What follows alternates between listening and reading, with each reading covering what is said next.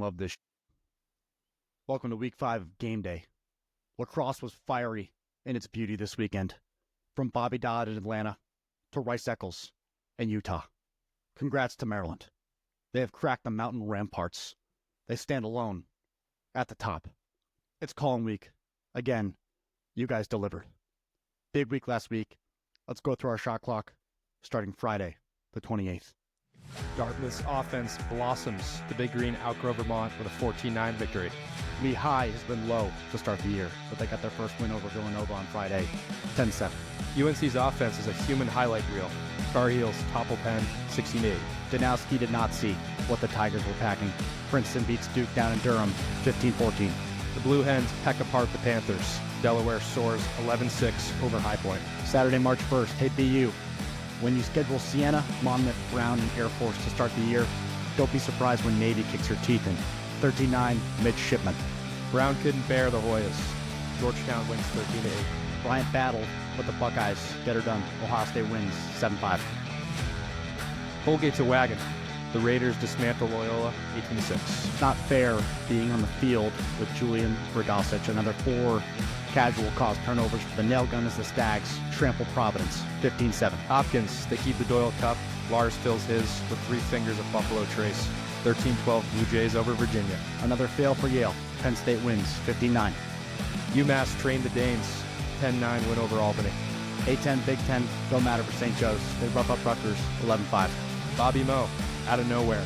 Penn-Bergered Hobart, 17-7. Gary Gate was Sacagawea, leading Lewis Clark and the Orange West to discover victory over Utah, 15-5. Harvard's hitting the books and the wall. 2016 win over Marquette. I called 1-800-GAMBLING after this. Holy Cross beat Bucknell 11-10 in double overtime. Henry Sheehan shield the deal. Blue Devils dominate the Quakers.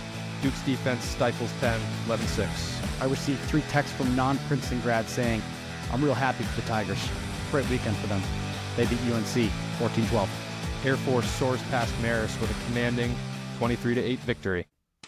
Welcome back. We're going to catch up for just a minute. Crazy week of college lacrosse. I think the sport is in an amazing spot right now. I really do. We joked about Bobby Dodd being full, Georgia Tech Stadium being full. It wasn't, but there was over 10,000 people there. You look across the board, tight games up and down. It's just, I feel really good about the sport of lacrosse where it is. There hasn't been much issues in terms of rules. I think we figured out the crease dive situation. The reviews haven't been too much of a hindrance. I love where lacrosse is right now. There's a lot of parity. Like, there's obviously the best teams, Notre Dame and Maryland, but there's a lot of contenders. There's 10 or 15 contenders you could see beating Maryland and Notre Dame on any given day. Yeah, easily. Yeah, no, I agree with you. The rules have been great. The refs have been great. Tight games. The scores have been great. The streams have been pretty good. Now that we have the satellite, we can't really complain anymore. We get to watch as much lacrosse as we want, and they're all good streams. Got everything. I think we're as up to date as we can be. Mike, how's it going in Jersey? It's going well, boys. It's going well. I still haven't gotten to watch a Flow live game yet. I feel like I need to experience that to get the full satellite experience. So I'm gonna have to do that. But Hayden said it, man. Parity. I'm excited to see what happens come crunch time this year. It's gonna be fun, man. Hell yeah. Yeah. I think also on that note, like, you're starting to see teams kind of solidify where they are. Like, obviously the teams at the top, right? The ACC is legit.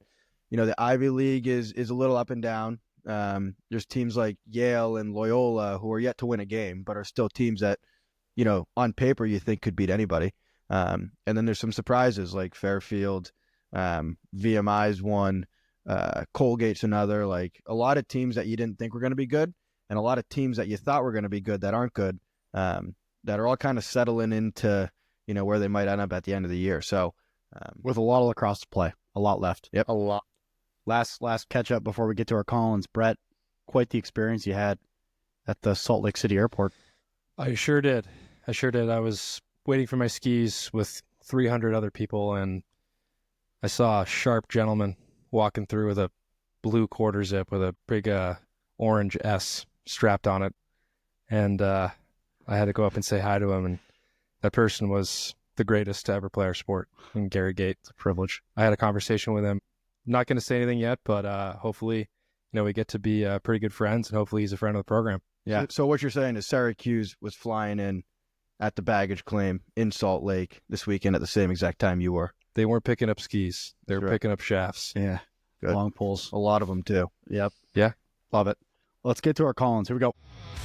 I was actually Lacrosse. Is that game with the fucking fish stick there, the nets there? Yeah, pretty much. Yep. Calling in. My name's Dan Arestia. As Spencer Jr., if you're not committed to Maryland and ranked top 3 in your class, by the end of your junior year, I'll shave your head and I'll ship your ass off to boarding school in Alaska faster than Lamar Jackson 40-yard dash.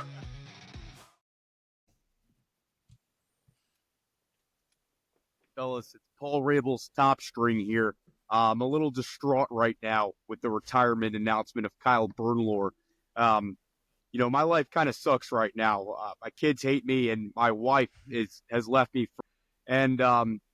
My only moment of happiness is that Maryland UNC 2016 championship game. So just can you guys reflect on that moment and what Memorial Day weekend really means to you guys, especially from the glory days?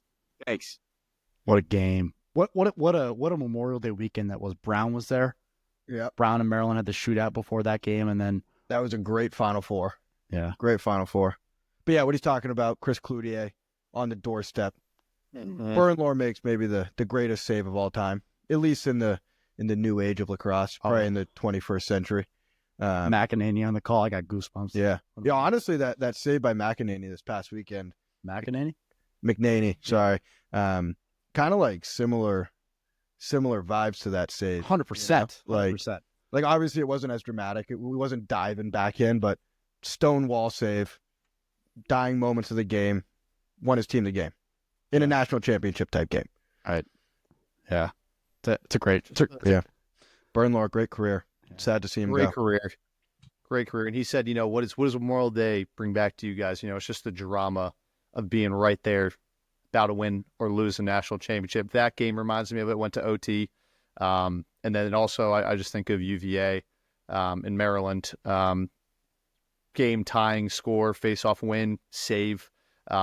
It's a game of inches, right? And it just makes me think of all the great stories that are made that weekend. Yeah.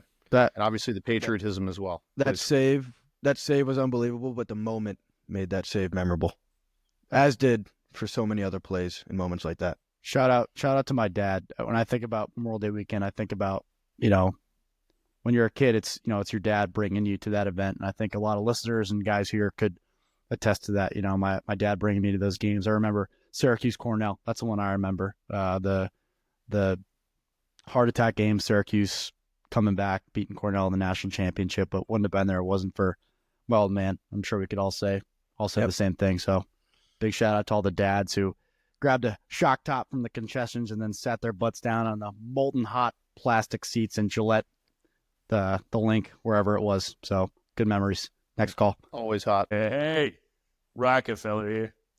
I was hoping you guys could help me settle a quick debate between my butler and I. You see, he keeps trying to convince me Hunter Chauvette's got the best low to high in the game. But I keep telling him Coulter Mackessy's got the sweetest stroke in college lacrosse. I mean, you just can't deny that. What are your thoughts, boys? So What a luxury, huh? that guy lives Having a a debate life. with your butler. His butler loves lacrosse more than he does. Loves it. Best low to high, Chauvette. Chauvette's got a good stroke, man. I like watching. Yeah, really Sure does. Really nice. So does Mackesy. You could put Petramol in that conversation. A little bit different. All lefties too. Yeah, lefties. Yeah, I mean, maybe he knew how much airtime Dom got last week, so he wanted to spread it out a bit. There's other guys that got good strokes. The only difference that I think of immediately is Mackesy is just more of an elite dodger. He's an elite dodger, can win his matchup and do the nice lefty rip, as Chauvette's more of a catch and shoot kind of guy. But Yeah. both beautiful strokes. Mike, for sure. question. Game on the line. Yeah. You pick off a pass, running down the field. There's 10 seconds left. You got to pass it to Mackesy or Chauvette. Who you going to? Mackesy. Okay. So, yeah. Yeah, I'd probably say the same. He's a little bit older. Yeah. Chavette's a I would say sophomore, I believe. more experience, more clutch. Yeah. And he can do more with it if he does need to move And hitch, to you know. get to the goal Yeah. and score. Hitch, And, more. And maybe most importantly, he's a friend of the podcast. So Very true. That's I even think more we're going important. to Mackesy. Yeah. Yeah. Front of the program. Yeah, and then hopefully we're going to Mackesy here in a couple weeks. And We'll dire, see. dire moments, you go to the people you can trust. Was it the Butler who said Chavette? I think it was the Butler who said Chavette. Good taste. Yes. So Rockefeller, we're sticking with you. Rockefeller. Stick with you, brother. Next call. Staying with the money. This is Dan in Connecticut. First time, long time. Look, I want to know when we're going to put a stop to the showboating and the behind the backs and the flashy shots that are ruining the game. I watched Notre Dame play. I see Chris Kavanaugh take some between the legs shot that was absolutely inexcusable. Cannot happen in that spot. It's ruining lacrosse. I was watching the game with my son. He's 6. He started crying immediately and asked, why would Chris do that? And I didn't know how to answer him. I didn't know what to say. I grew up playing for the great Howard Benedict in Connecticut. And when we would shoot, you know what Howard would say? He would say, upper corners are for mothers.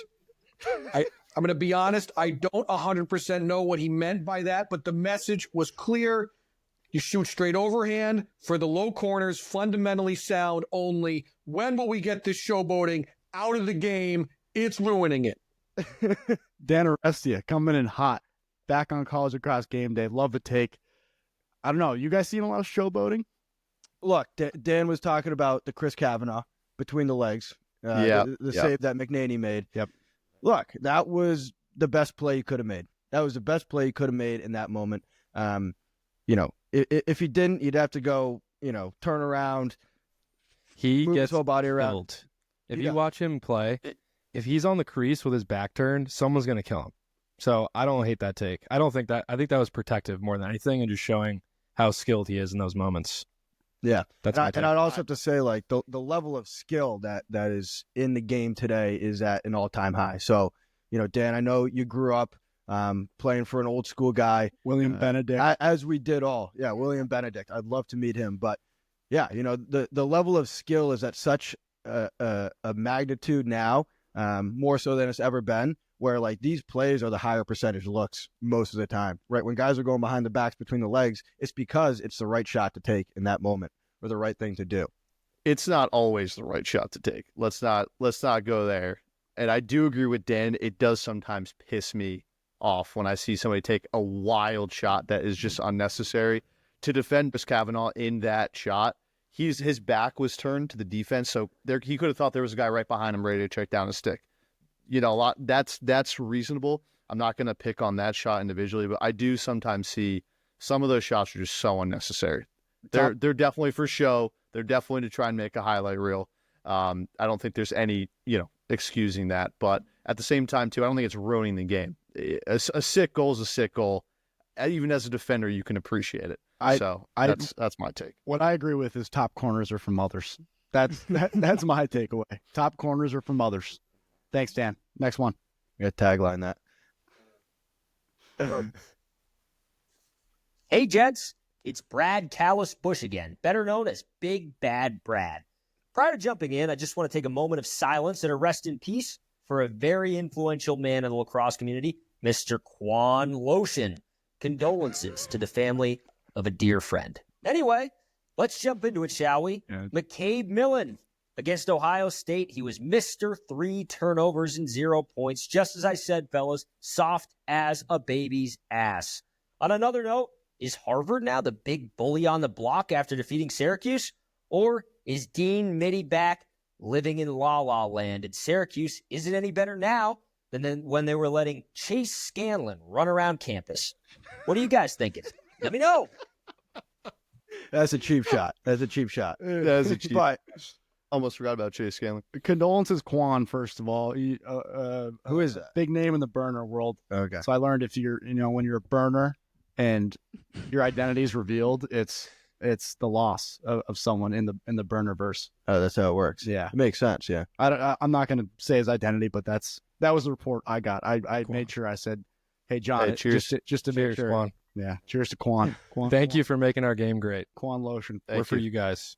But yeah, back to his point, his question. So what do you ask? Harvard is Harvard the real deal?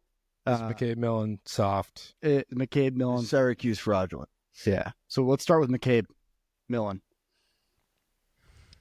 There's a lot of What are we talking showboating. about? I thought he had There's a lot of showboating coming from him when he scores goals. Yeah, It's like he's like a little animal is coming out of him, and he's down a couple goals. Don't you That think- irritates me a bit. Don't you think he kept Virginia in the game against Hopkins? I think he played great. He's their best player, like no question. He gets the best matchup every Played game. great. He probably produces the most on that Virginia offense now. I think, if Virginia was 5-0, we wouldn't be saying this, but the fact that they're 2-3 and have some bad losses, especially Ohio State, that was a bad loss and they know it. Maybe it's time to just shut up and focus on winning, right? There's nothing worse than running your mouth when you're down, when you're losing and all that. So look, McCabe is like an unbelievable player. He's young, but he's trusted with that team right now, and a lot of that pressure of losing is coming down on him. So I get that he's pissed off. I get that he's saying we're better than this, and he thinks he's better than this. It's absolutely true. But I think you got to take it with a grain of salt when you're 2-3. Yeah, I agree. The Harvard one's interesting. I wouldn't go as far to say what do you say, the big bad bully on the block? Bullies. Yep. I wouldn't go that far, but when you think of the top of the Ivy League right now, who is it? Princeton, Penn, and Harvard. Yale hasn't really done anything. Dartmouth and Brown as a new head coach. So, I mean, they have an opportunity to be at the top of the Ivy, which is a really tough conference. But I don't know if I'd go as far as to say they're a bully, because we've talked about before, they tend to play to the level of their opponent pretty often. So, I mean, I wouldn't go that far yet. Yeah, I think letting up 16 goals against Marquette, who has some good players, like Bobby O'Grady's a really good player, but letting up 16 goals against Marquette, Michigan let them score 1 goal. Michigan comes to Harvard this weekend, so we'll see. But I think Harvard's offense is a real deal. Their defense needs to step up. They have a freshman goalie who was a 5-star guy, really talented goalie, but he's a freshman, and it's tough performing in some of these games when you don't have that experience. We'll see in person, Harvard against Michigan on Saturday. Next call. Cornell's defense, and especially the goalie, will stop them from making a late run in May. I know the goalie was hearing it from the crowd on Sunday. Cornell goes 0-2 at home with Penn State and the buzzsaw that's Princeton coming up next. Interesting take. Yep. Wyatt Nuss, the goalie for Cornell, I don't think is the problem per se. I think he's been solid. He's not a McNaney. He's not an Emmett Carroll. He's not a John Fricaro. He's not going to win you games, but he hasn't been losing them games. Obviously, he's not one of the best in the country, but I think it's that defense as a whole that could hold Cornell back, especially against Princeton and Penn State, two pretty electric offenses. I thought that was a great win for Cornell on Sunday against Richmond. It was. I know that's 5.5 goal spread, all that crap. I mean, Richmond covered big time, but they went down 6-1, and then they went down 11-8, and threw the knockout punch at the end. I thought that was a great win for them. They're going to Richmond, Virginia. I think it's a great win too, but I think the point to be made there is, at least in the past 2 weeks, their defense, sure, team as a whole as well, have had a really slow start. And that gives me pause, because when you have a really slow start against a good team, a really good team, top contender, you're not coming back. You're not coming back, at least in that fashion. So that's where they give me pause defensively. They found that they can find their footing and win games, but you got to play a full 60 against a really, really top 10 team. Fair to say they're no, Cornell and Princeton. I was gonna say, are they top dog in the Ivy? It's got to be Princeton, right? Cornell right now, you can't say they're not. They're undefeated. They haven't lost a game. Princeton has lost one. That Princeton-Cornell matchup will tell us a lot. I also think with Cornell, when you have an offense like theirs, one of the best in the country, right, it highlights a poor defense, right? Yes, the Cornell defense is not amazing, but when you have an offense that carries a weight, it tends to, showcase the flaws of the defense a little bit more. Yeah. Yeah. But that's just an offensive perspective. I did forget to mention Cornell before when I was talking about Harvard. They're at the top of the Ivy as well. It's those four. Who's Just making a side note there? Who's the fourth? Harvard. You got Cornell, Penn. Princeton, Harvard. I would say Penn and Harvard. Dartmouth are neck and neck. Whoa. I mean, Penn for the fourth spot. Yeah, that's what you're saying. Mike, your preseason champion pick has a lot to prove. A lot to me as well. I've flipped, at least for the time being. Yeah. Next call.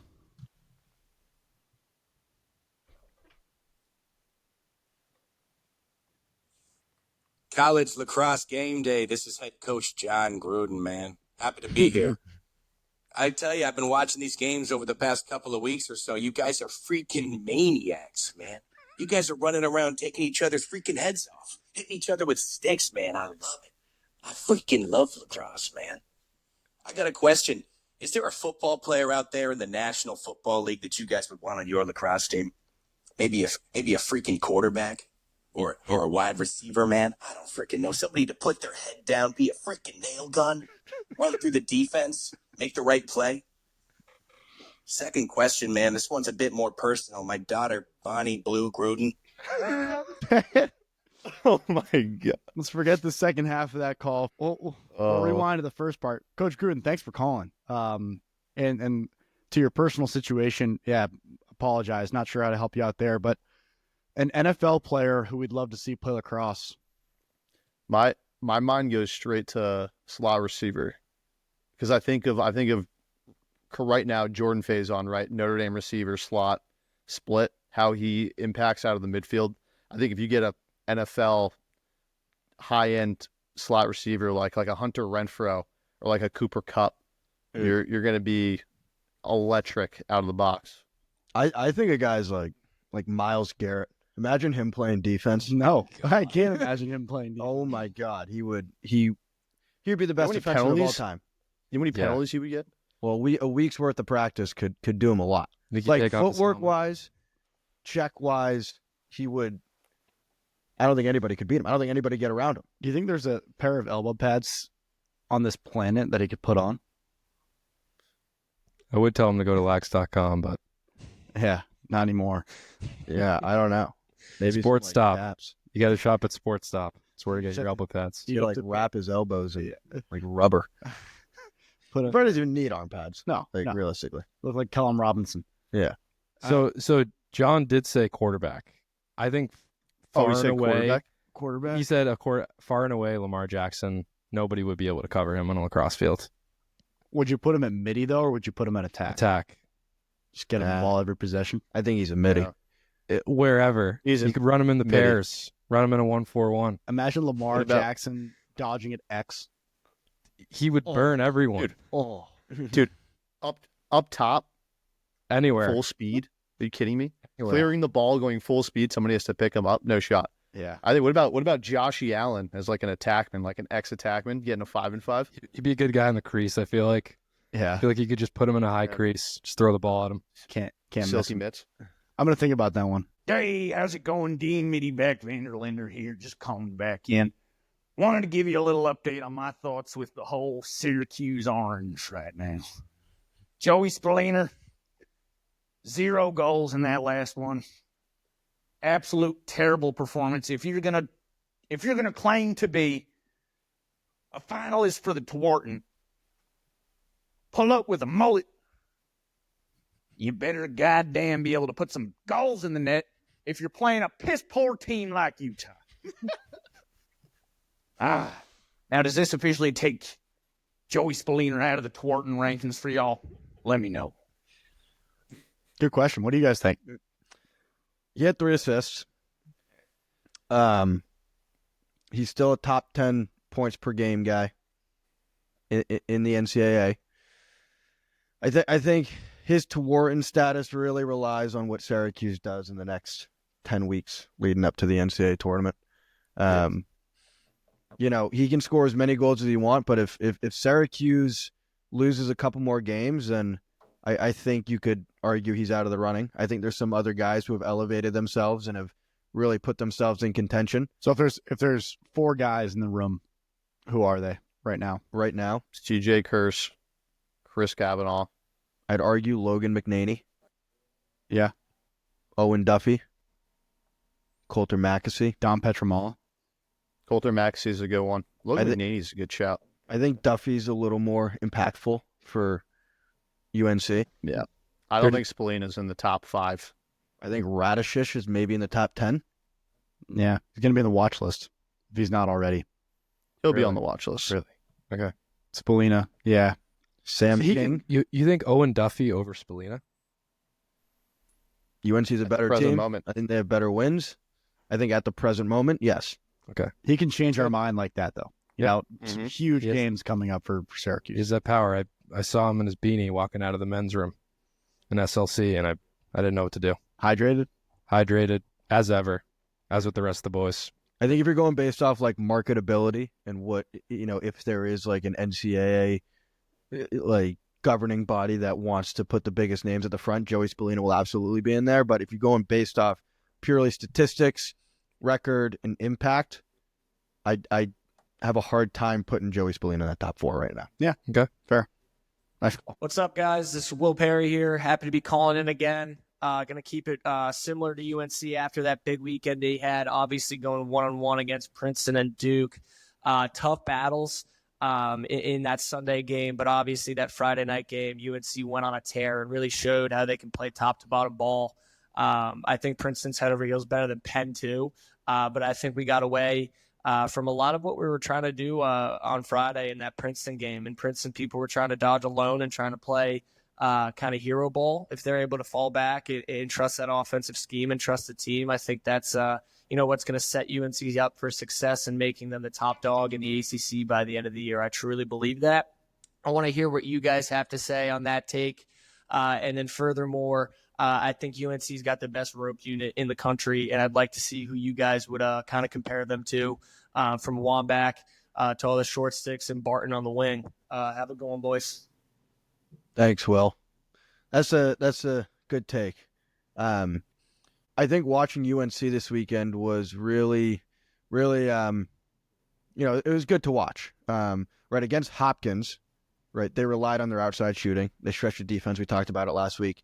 Against Penn this week, they scored almost all of their goals on the inside, right, feeding to crease cutters, looking inside. Right, they were still stretching the defense, but Penn was really pressing far out, so they took advantage of that space right in front of the crease. I think, Duffy and Petramala didn't have as big of an impact. Certainly they had an impact stretching the defense, but points-wise, they didn't lead the scoring. There's one guy on UNC that I love, and that's James Matten, number 7, attackman. He's a third attackman in that unit. He's a little bit bigger, bulkier, a little more methodical, but he's got great vision. And like if you watch UNC, he's the reason why the ball moves so well. He just makes the right decision all the time. He's not afraid to put it in the crease. He's not like the best dodge you've ever seen, but they have other guys that can do that. But he's been very impressive to me, and I think he really completes that attack for UNC. Kind of just like a steady presence at X, kind of dictating what's going to happen. He does go to the goal though.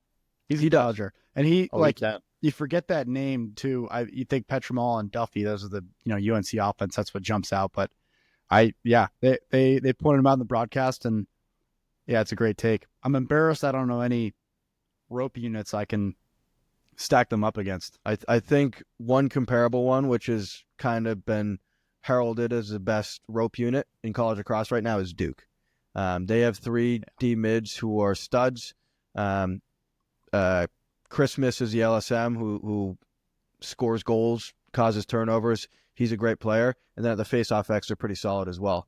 I wouldn't count UNC out of the picture of being the best rope unit, but I think Duke right now, that's the strength of their team right now. I'll shit on Duke's offense all day long. Like I'll spend a whole episode talking about, how they can't draw up plays and they rely on their 5-star recruits. Hey, you take the ball, you try to score a goal. We'll see what happens. I think that's their game plan offensively, but rope unit wise, they have some studs. 2 D middies who I can think of who were candidates for our preseason nail guns of the year. You just think North Carolina, ACC ball, these guys are lifting weights and have every calorie counted and planned out for them. They're going to be beast running up and down the field. Next call.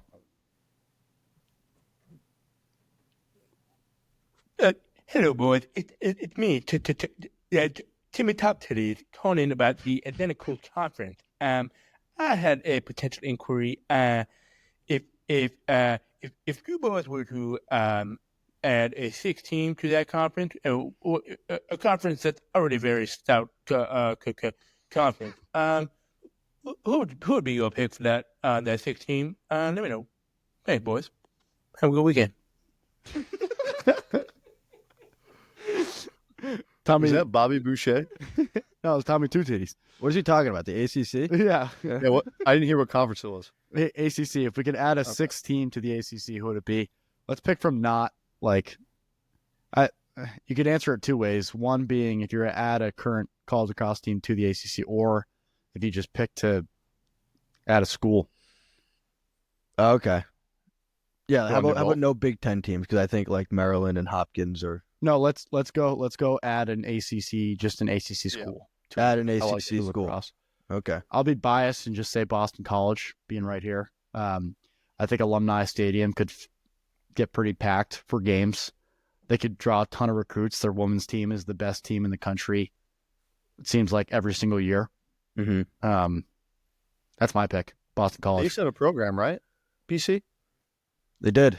Yep. And they lived in this house. They lived in this house that we live in right now.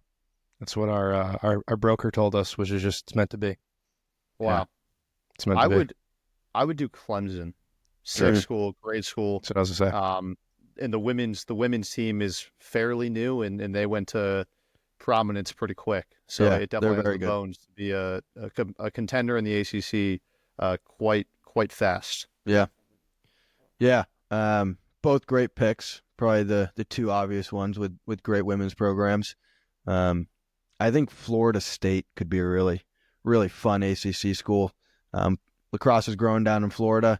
Right, either Florida State or Miami, 2 schools that could recruit anybody, have women's programs. At least Florida State does, not Miami. But I don't know. Those would be some pretty big brands if they were ever to get into the world. They'd be the bad boys of the ACC. One of those schools. Dude, Florida State would be like, how much do you want to party and then also play lacrosse? Yeah. Right. Yeah. That would be a top school for a lot of recruits. Seeing the Georgia Tech logo in the middle of the lacrosse field and the Maryland Notre Dame game. It just looked right, didn't it? Yeah. Yeah. That field was awesome. Yeah, they did a great job. They scrubbed the football lines. You had a Georgia Tech logo in the middle, lacrosse lines, your ACC logos, and then your Hyundai sponsorship. The only broadcast after the fact was in 720p on YouTube. Somebody pirated it, so I couldn't see the field very clearly, but it looked great. Yeah, not much to see. Yeah, that's a good question. It's fun to think about. Next one. Hey, College Lacrosse Game Day. Guys, I need some advice. Yesterday, Monday, pretty normal day. Was packing some upper deckies and playing some volleyball. My mom comes over telling me she found my chinos, and of course I was like, well, buzz up, Mom, and you can throw up-hitted BTBs like I can. You can pack a bunch of chinos. Next thing you know, my dad comes over with a lawn pole, and he's rusty gating the side of my head like he's Rick Beardsley playing for Chiefs in the 1980s. And I walk away looking like a Michael Sowers who just got done playing a game against the Chaos Closed defense.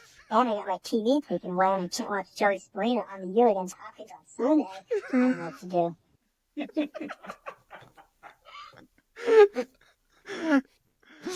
do. Can't watch Joey Spallina on the U against Hopkins on Sundays.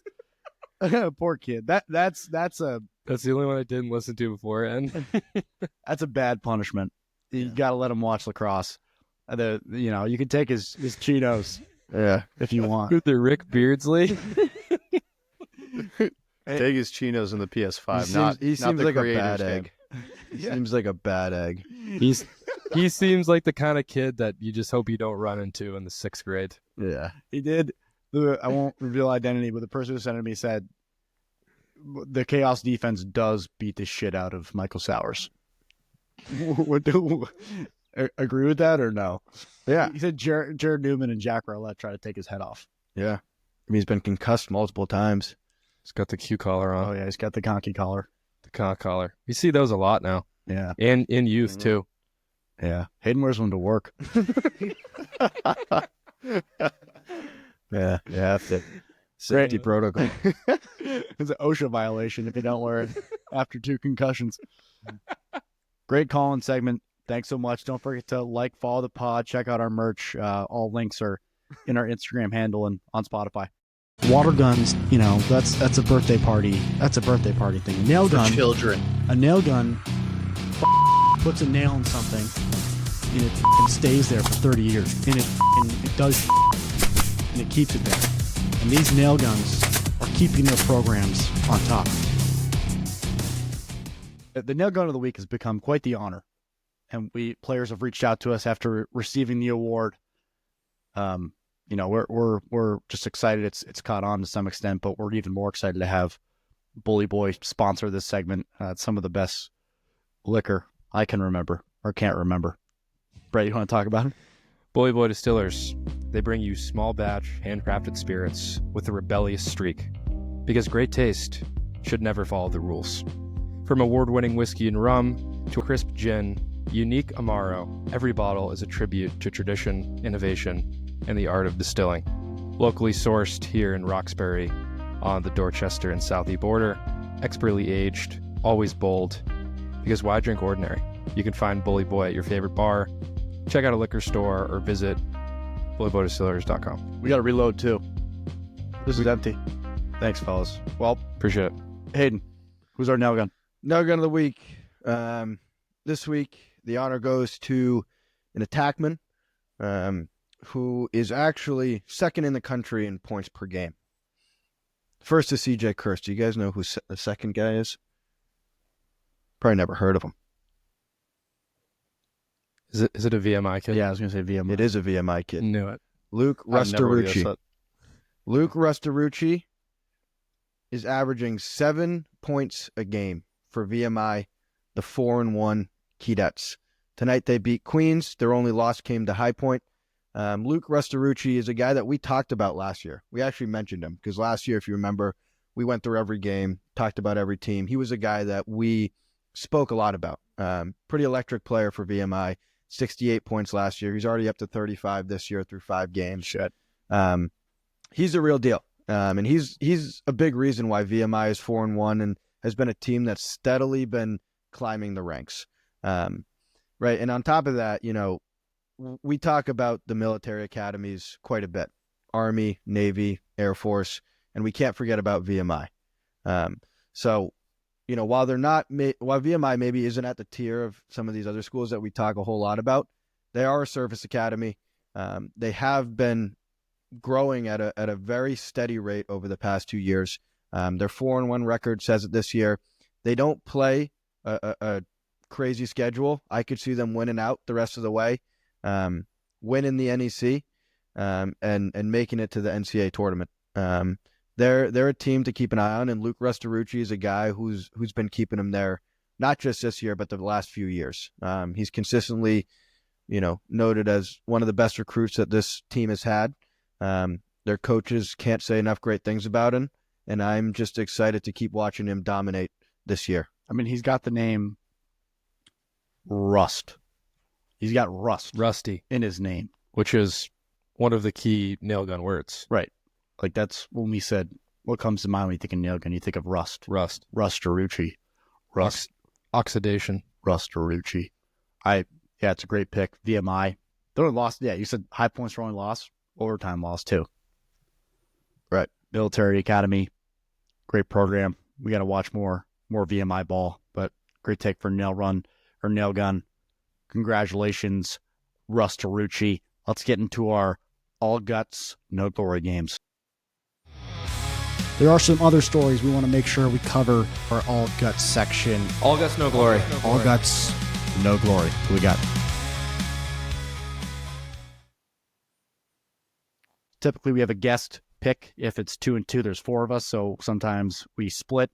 And if we were to just lie and tell you we chose this team, we would be liars, and we're truthers. So we're going to call in a good friend of the program, alum of Lincoln Sudbury Lacrosse, Aaron Gagliotti, avid listener, avid lacrosse fan. Thrilled to have him.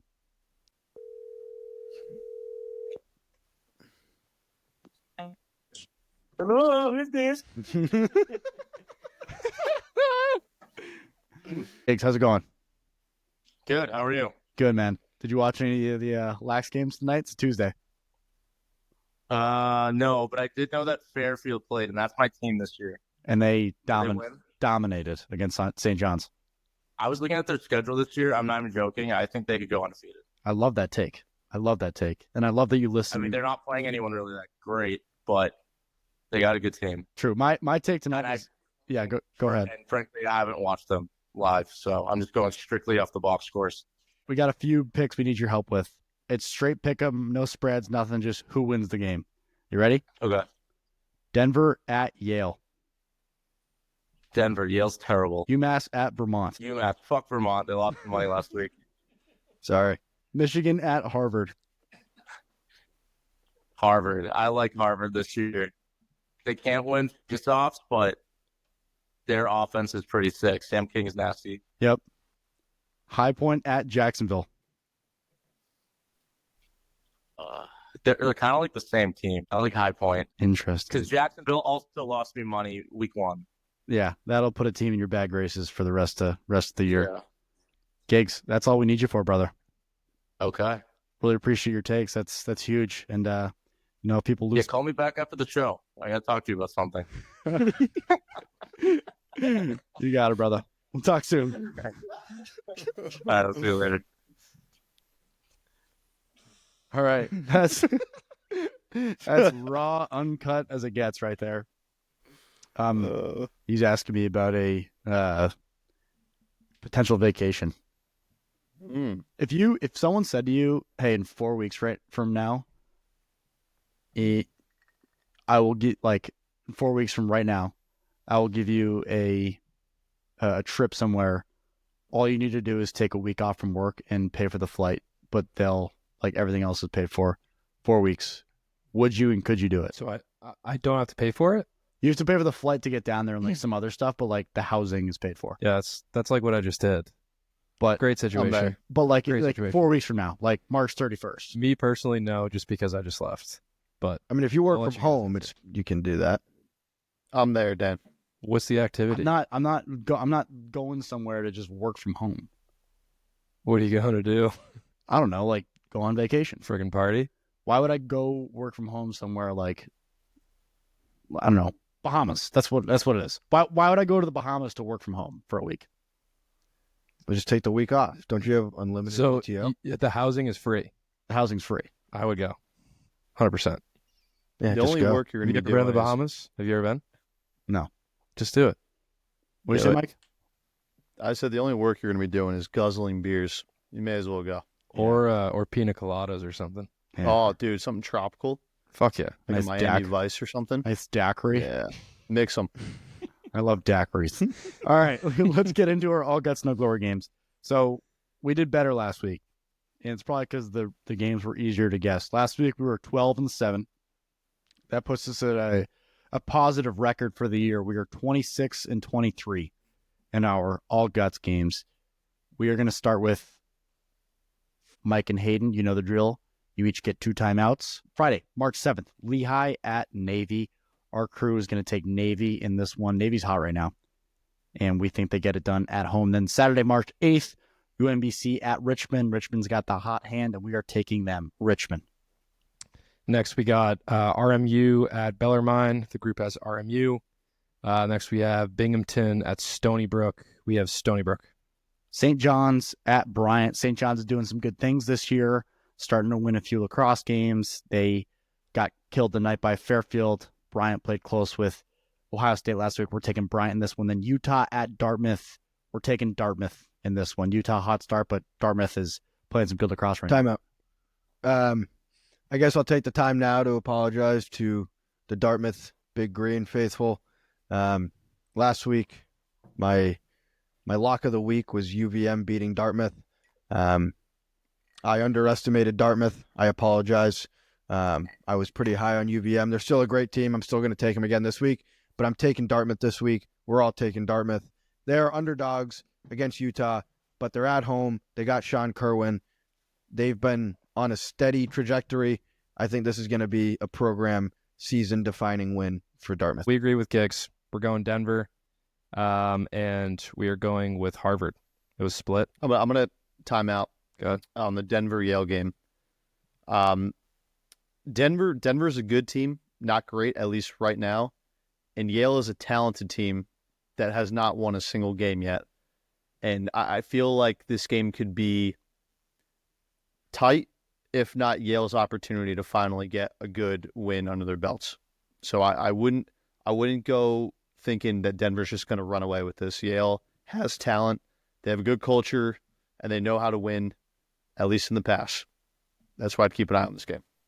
I mean, Denver too, like they're thinking at large for sure. A lot of teams are, but Denver specifically, this is probably one of the last big out of conference games they're going to get to play.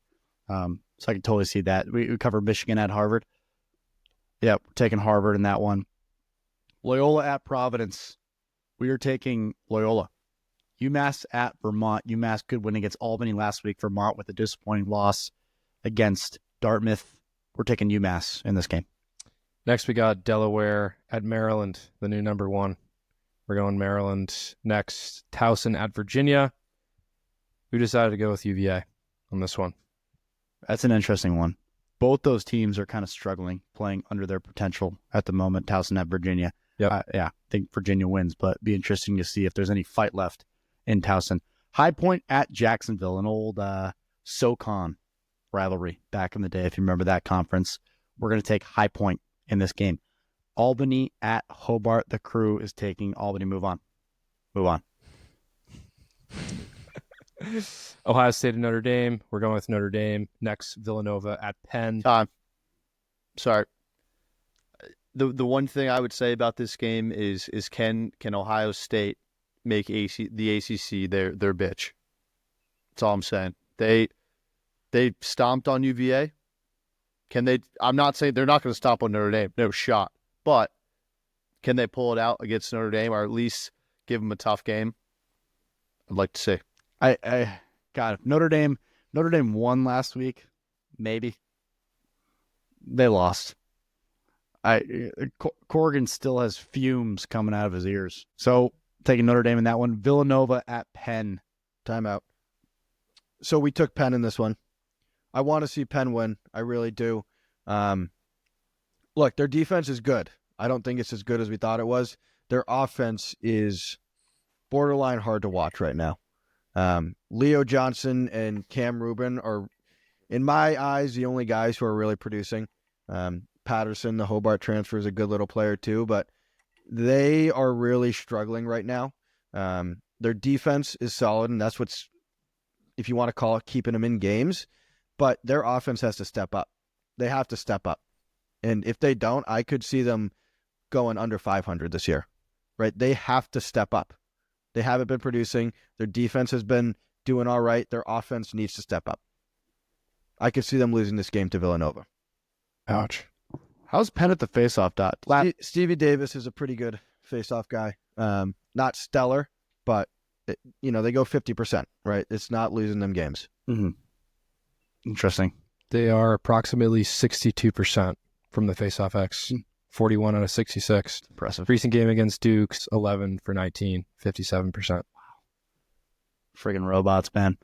Last game on Saturday, Rutgers at Princeton. I think this is a rivalry trophy game. Last year, I think it was one of our games of the week. We were really excited for it. I think we're all on the same boat. Princeton's going to run away with this one. At home, too. Love Princeton in this game. Sunday, March 9th, St. Joe's at Drexel. We're going to take St. Joe's. A huge win for St. Joe's over Rutgers, over a Big Ten team. 11-6 last week. Just shows what they can do in their potential as a program. Did you guys use both your timeouts? Yep. Both of them were used. Good job. Well done. Any other thoughts on any of these games? Only 2 games of the week this week.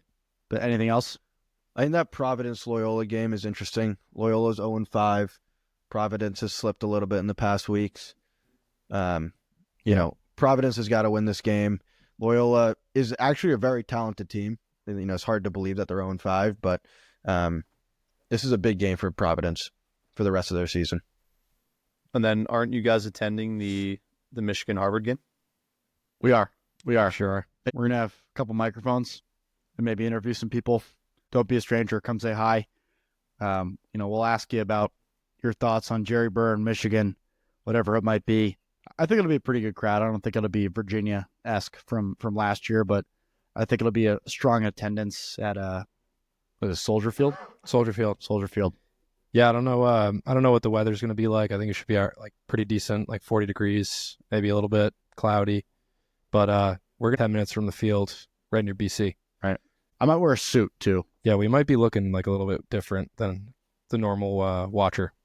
You'll know it's us. Definitely. Yeah. All right, games of the week. We're very lucky, to say the very least. Yeah, these are our games of the week. We have 3 games of the week. Our games of the week. We're just fired up to present to you our games of the week. Don't forget to like, follow the podcast, all that good crap on whatever shit media we're. Please subscribe to us on YouTube. YouTube is new. We're out there. We're also going video on Spotify too. It doesn't really make a difference. I know you guys are in the car. A lot of you listening on your way to work to go be nail guns in the office and bring shareholder value. But I appreciate you guys tuning in. Again, we're seeing a lot of good stuff from the following. Keep engaging with us. Maybe we'll see you at Harvard. So I actually have a new sponsor I haven't told any of you guys about. I'll talk about it now. The Farmer's Dog. There is no 5-second rule. All right, games of the week. The first one, the big one. Only 2 games of the week this week. The big one, historic rivalry, Hopkins at Syracuse. This one's on Sunday. It's at 2 p.m. Eastern. It's on ESPN U. The U, as our caller said. This is as good as it gets. I want to see the Dome packed on Sunday. A chance for Syracuse specifically, I think, to, big win last week against Utah, but it's Utah. You got to beat a blue blood if you want to be reconsidered as a top program, and they haven't really done that this year. They haven't beat a blue blood. They haven't beat a great team. Can they do it? Hayden, I'll start with you because I know you're obsessed with the orange. I wouldn't say I'm obsessed, but I am excited to get him back, or excited to see him back in the Dome. I think they shook off that Harvard loss, beating Utah the way that they did. They come back. They play their biggest game of the year right now against a pretty red hot Hopkins team. Look, I'll start with Hopkins. Like, they are so well coached. They don't have, I would say, the top tier talent that a lot of these other teams do. They don't really have a guy who like blows your mind. They just have a lot of guys who are, they show up week after week. Russell Melendez, Chavette. Hopkins is a very, very well coached. Defensively, Scott Smith, Quentin Kilrain is super fun to watch. They're just a very, I don't know, they're just like a dense, well coached, hard nosed team. And that's what Hopkins lacrosse is when it's at its best. This is going to take a lot for Syracuse. Like, this is a moment of who are we? Who are we at Syracuse University? This game could get them back on the right track. This could put them right back where they need to be, right back where they were. But obviously it's a tall task against a team who's playing as well as Hopkins right now. You guys are the great stat. So I just took their starting 6 offense. They have 5.33 points per player on average. Syracuse or Hopkins? Hopkins. Say that again? 5.33 points per player. That's a lot. For I like Melendez has 14 goals, 8 assists. But you get what I'm saying? Yep. Yeah, they spread the ball. Just to kind of say, like, they're balanced. Yeah, they are. They have 2 deep lines of midi. They play 3 or 4 attackmen. They just have a lot of guys. They just have a lot of depth. The matchup, Mike's matchup. Yep, always a matchup. We talked about Spalliner a decent amount already, but he's going to be covered by Scott Smith on Hopkins, who has shown that he can be an eraser and win matchups. These guys have faced each other a couple times, and I think the big thing here is there's like a heavy cloud over Spallina when it comes to the big games, the spotlight. Can he win his matchup against an elite defender? And I think that he's really looking to take this opportunity to kill that noise in the Dome. The implications of this game are crazy for at large. Cuse, this is another game. Cuse needs to win this. If they lose, they'd have to basically win out the rest of the season, which is almost impossible to do in the ACC to get into the tournament. So this is a very important game for them.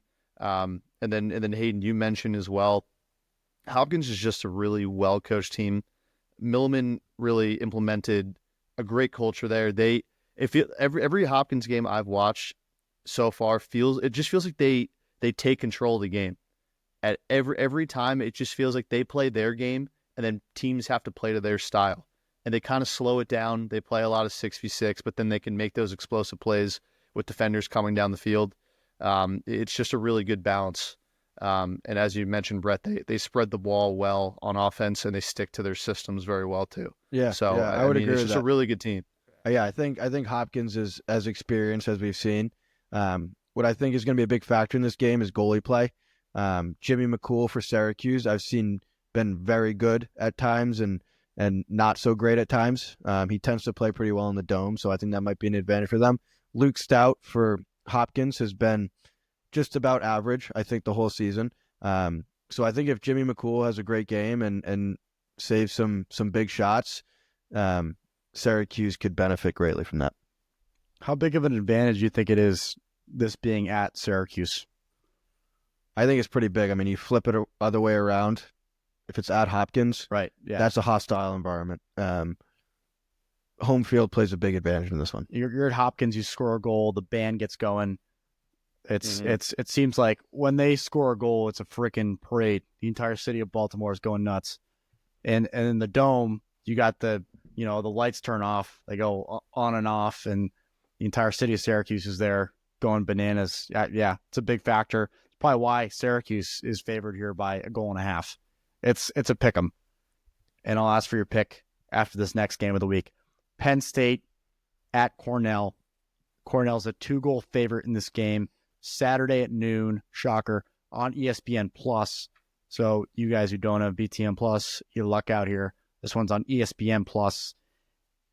This seems like it's not Cornell's first test, but I'll be honest, I haven't watched a lot of Penn State this year. I don't know about you guys. I watched them a little bit in that Princeton game. You feel like Penn State easily could have won that Princeton game. In fact, thinking back to the end of that game, they came back to put it into overtime. And if you were just going off momentum, you felt like Penn State was actually going to win that game. That was probably their biggest one. They've been steady against some good teams, but now they have a huge test at Cornell. Mike, I'll start with you on this one. Cornell, I think it was a great win against Richmond. They didn't cover. They didn't win by as many goals as people thought, but they come back twice. They figure it out.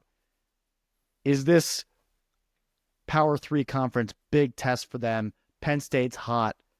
Is Cornell going to withstand?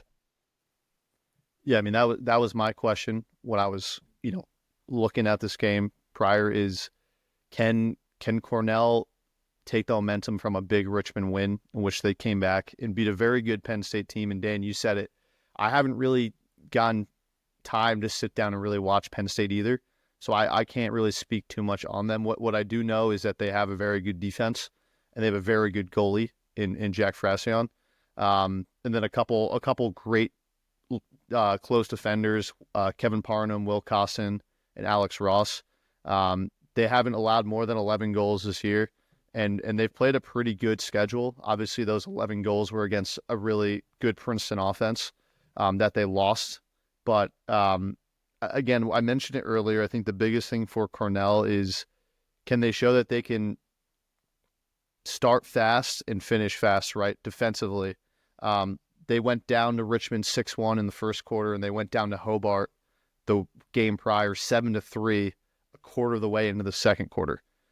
Those are big holes to climb back from, especially against a really good Penn State team that has a good defense and just a little bit more depth all around. So I think that's what I'm really going to be looking at. And I think Cornell too.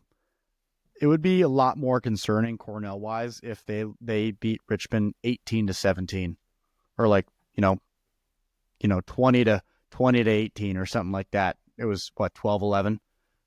So defensively, we're talking about all their concerns and stuff. Whatever. Richmond scored 11 goals, and Richmond has a pretty darn good defense too. Watching them Yes, they do. on Sunday, getting to watch that whole game, like they can play defense. Hayden, let's talk offense. What do you think about this game? Yeah, I think just to start, I think Penn State is a little more battle tested than Cornell is. Have good wins against Colgate, Villanova, Navy, Yale, lost by 1 goal to Princeton, which, you could argue Princeton's a top 3 team. So I think they're a little more battle tested. Cornell hasn't played as tough of a schedule thus far. Obviously, that Richmond win was a big one. And I think if that was, a bigger score difference, I think if Cornell won by 5 or 6, we'd feel a little bit different about this game. But Penn State is good. Offensively, Matt Trainor's a beast. Freshman Aquino is a good player. A guy, Kyle Lehman, attackman number 4 for Penn State, is a very electric Dodger. He's one of the best Dodgers I've seen. I think I've talked about him a little bit. So offensively, Penn State is legit. I think this will come down to defense. I think Cornell has to rely on CJ Kirst. He's going to produce, but I'm also, just waiting to see Michael Long kind of break through. He's been electric the past few years. He is one of the most underrated attackmen in the country. I think if he wasn't on the same line as CJ Kirst, he would, be a little more well-known than he already is. So this is going to be a battle. Penn State's legit. Like we all know how good Cornell is, but Penn State is battle-tested. They're tough. They have a ton of talent. This is going to tell us a lot about both teams, I think. Pick 'em. Hopkins at Syracuse. Start with you, Mike. Hopkins. Let's go, Brett. Syracuse. Hopkins. Johns Hopkins. Penn State at Cornell. Mike. Penn State. Brett. Cornell. Cornell at home. Well, 2 great games. All right, let's feed the family. So, okay, let's start with those 2 games. Those are tight lines, and it's tough to pick. You might as well take money line if you want the underdog. But I don't know. Hopkins Syracuse, that's got to be a 1-goal game. Hayden, are you feeling confident to redeem yourself, boy? Yeah, I am. Something you like? I'm sure this will be clipped. I'm sure this will get more interactions than any other post that we've posted in the last year and a half. I sure hope so. Again, I'll apologize for the UVM lock. That wasn't a lock. And I think my pick of the week this week is the Dartmouth money line against Utah. Wow. They're underdogs. I don't know exactly what the spread is, but it's at Dartmouth. You'd be a fucking idiot to listen to this guy. You'd be an idiot to listen to this It's guy. good value. It's good value, and I think Dartmouth has earned this pick. I think they've earned this respect. Last week, I learned the magnitude of, what it means to be in front of a camera saying that there's a lock on the table, right? It's not my money that's being lost. It's everybody else's money that's being lost. And I understood that, and I took that to heart. We got hats. I received some hate mail. I received a lot of things that I wasn't expecting. But hate mail. But I wouldn't be saying Dartmouth money line if I didn't understand what's at stake here. So Dartmouth money line against Utah. Wow. He's got a good hat. We got good hats here. You'd be a fool to listen to this guy in the middle. He's got a good hat. All right, Mike, what do you like? I'll start off with Lance's bar tab bet, and then I'll sprinkle a couple in. How does bar tab bet do last week first? I was about to say, Hayden, you're not the only one on need for redemption. I think Lance went 0 last week, if I'm not mistaken. It was 3. Vermont was one of them. The line did change. Not that it matters, but yeah. So we'll throw these out there again. This is everyone here's a grown up. You could throw your money on what you think will hit. This is just opinions, okay? Right? Not facts, opinions. Lance's bar tab bet of the week again. You can do it money line. You could do it parlay. I usually do both. Georgetown -5.5 at Albany. It's weird. It's on a Wednesday. It's tomorrow. Could be a trap game, but then again, I think Georgetown's a way better team. This episode's out at that point. Yeah. All right. That game is toast. All right. Well, I guess we'll see if we win money. Yeah. Colgate minus 4.5 at Lafayette. I'm never betting against Colgate again. Dan, Towson at UVA minus 4.5. And then possibly, if you want to sprinkle it in, I like Hopkins money line as well at Cuse, as does Lance. We could talk about those quickly if you guys dislike any of them. Mike, I like most of those. Except for Syracuse, which you seem pretty quick with. You said Syracuse minus 1.5? No, you said Hopkins money line. Hopkins money line. Okay. I mean, that's a pick 'em. Yeah. I can't confidently say either one. So those are Lance's bets. I'll add two more that I like. Hofstra plus 10.5 at UNC. You're making the trip down to UNC. You should show up. Hofstra's pretty good this year. And then the over in the Rutgers-Princeton game. The over right now is 22. Oh. We don't really talk about over-unders very often, but Princeton's a high-scoring offense. Both defenses aren't great. Both defenses let up a ton of goals most games. Rutgers has some studs who could put the ball in the back of the net. I like the over there. Just so you know, a score total from a Rutgers lacrosse game this year has not exceeded 20 goals. Yeah, Dan, I was about to fight back on that. Rutgers offense, at least as of now, has not shown they can really score goals, and their defense is pretty solid. They always have a solid defense, and they tend to keep them in games. I don't like the over on that, personally. Their scores are 6-10, 17-3. That's the highest scoring one against LIU, the Sharks. 8-9, 9-3, 10-5, 5-11. What's the most goals? Over. Yeah, what's the most goals they've scored? 20. But they scored 17. Against LIU. Yeah. I don't know if I like that. Yeah. Then don't take it. It's an opinion. Not a fact. An opinion. It's an opinion. You're allowed to have an opinion. You got a good hat. Other games here. There's one I saw. St. Joe's at Drexel. Drexel 5.5 goal underdogs at home against St. Joe's. Is St. Joe's good again? I mean, I don't know. Me neither. I haven't really watched them. I don't know enough about Drexel or St. Joe's to put any money on that game.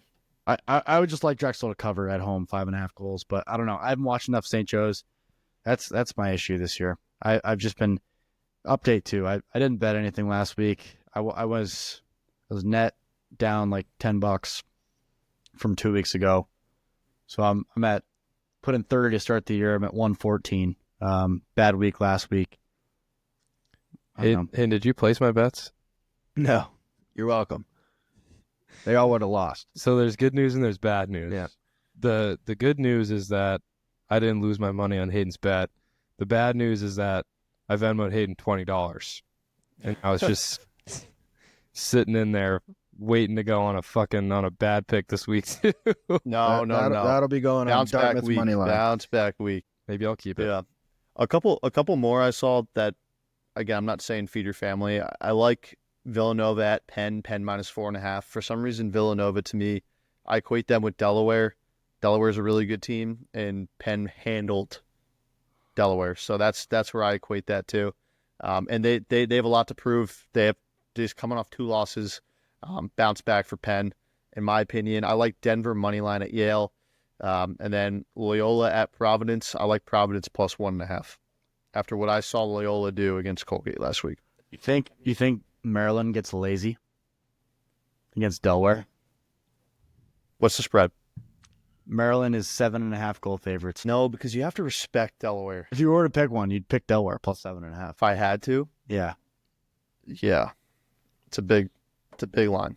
Are we feeding the family? It's tough. It's hard for listeners. It's tough to prepare for this section because it's like, what are you feeling at that moment? Like it's hard to prepare for like talking about betting. Right. especially in a really volatile sort of last couple weeks. Volatile market. Where a lot's happening. That's why I bet at 11 a.m. after. The issue is also like you like a couple games and then you get greedy, and what turns into like a pretty confident 2-leg parlay quickly becomes a 9-leg parlay to win $45,000. That's a lock. That's a lock. So the only lax media source or personality I saw who was 100% last week, guess. On every media platform. Dan Arestia. Yeah, that was going to be my guess too. He nailed it. Dan Arestia nailed it. He was 100%. And he pointed it out too. He let everybody know. Good for him. Well, next time he calls in, he should talk about his picks instead of honestly, yeah, behind the back. He's so analytical. William Benedict. Thanks for calling in, Dan. Thank you guys for listening. Enjoy the games this week. 2 big ones, bunch of good ones. If you're in the Boston area, go to Michigan at Harvard. College Lacrosse Game Day will be in attendance. Thanks so much. Cheers.